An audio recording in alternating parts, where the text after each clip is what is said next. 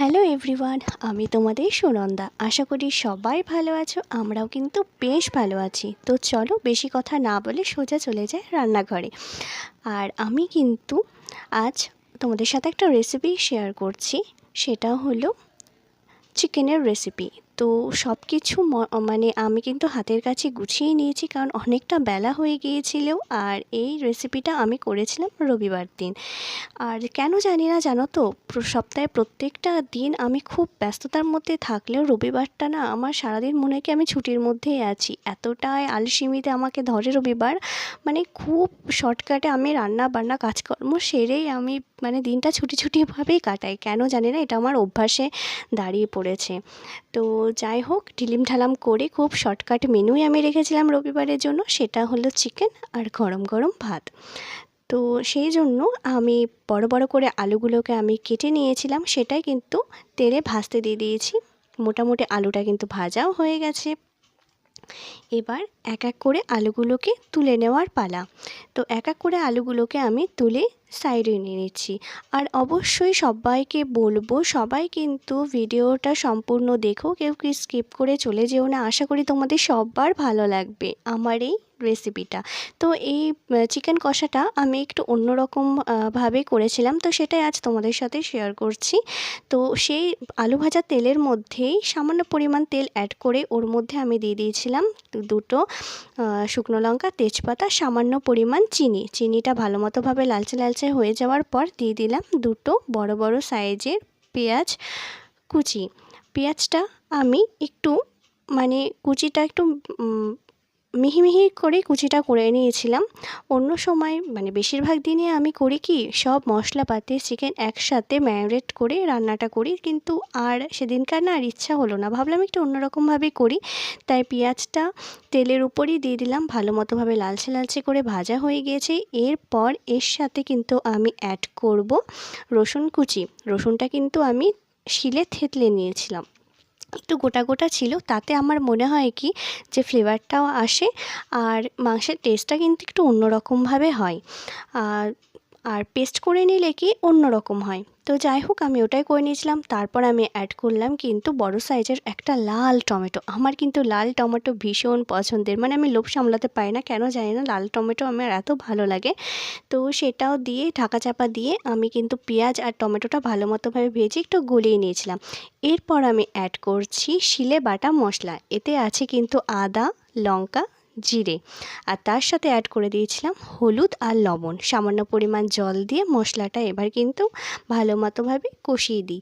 এই সামান্য অল্প একটুখানি রান্না, তাও যে আমার কেন সারাটা দিন লেগে যায় আমি বুঝতেই পারি না।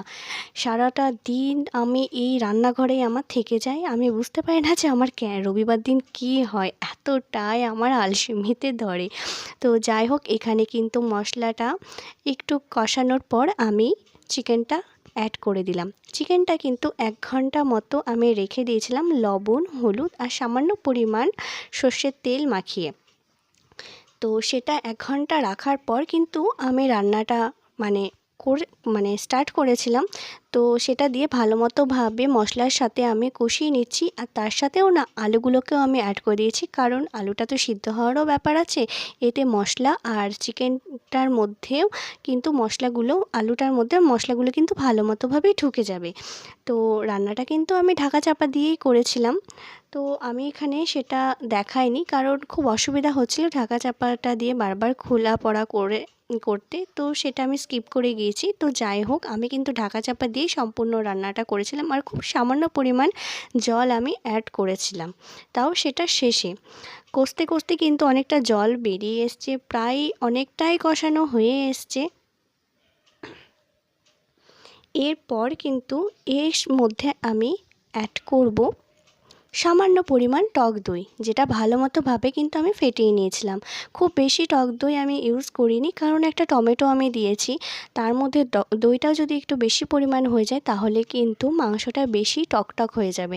তো সেটা কিন্তু ভাতের সাথে একদমই ভালো লাগবে না। তো ওই জন্য সামান্য পরিমাণ আমি টক দই ইউজ করেছি, তাতে কিন্তু মাংসের টেস্টটাও ভালো আসে, আবার তেলটাও কিন্তু খুব সুন্দর ছাড়ে। তো দেখতেই পাচ্ছ অনেকটাই আমার মাংস কষানো হয়ে গিয়েছে, আর সামান্য পরিমাণ কষলেই কিন্তু হয়ে যাবে। এই অবস্থায় কিন্তু আমি দিয়ে দেব গোটা গরম মশলা, যেটা আমি শিলে হালকা করে থেতো করে নিয়েছিলাম। তেলের উপরে আমি অন্য সময় তেলের উপরেই গোটা গরম মশলাটা দিই, কিন্তু আজকে বললাম না একটু অন্যরকমভাবে করছি, তো ওই জন্য গোটা গরম মশলাটা একটু হালকা করে থেতলে কিন্তু যখন মাংসটা আমার 80% মতো কষানো হয়ে গেছে সেই অবস্থায় দিয়ে দিলাম। এবার ভালো মতোভাবে নাড়াচাড়া করে নেব। তো ভালো মতোভাবে নাড়াচাড়া করে এর মধ্যে দুটো চেরা কাঁচা লঙ্কাও অ্যাড করেছিলাম, এতে কিন্তু ফ্লেভারটা ভালো আসে। তোমরা চাইলে দিতে পারো, আবার নাও দিতে পারো, যেহেতু আমরা একটু ঝালটা খেতে পছন্দ করি, তো ওই জন্যই আমরা দিয়েছিলাম। এরপর দিয়ে দেবো উষ্ণ গরম জল। খুব বেশি পরিমাণ আমি ঝোল রাখিনি, কিন্তু ভাতের সাথে খেতে হবে, একদম শুকনো শুকনোও চলবে না, তাই সামান্য পরিমাণ জলই আমি অ্যাড করেছিলাম। আর তার সাথে দিয়েছিলাম কিন্তু ধনেপাতা কুচি। ধনেপাতা কুচি কিন্তু ফ্লেভারটা আমাদের বাড়ির সবাই ভীষণ পছন্দ করি। তো যাই হোক, আমার কিন্তু মাংস একদম রেডি হয়ে গেছে, এবার কিন্তু নামিয়ে নেওয়ার পালা।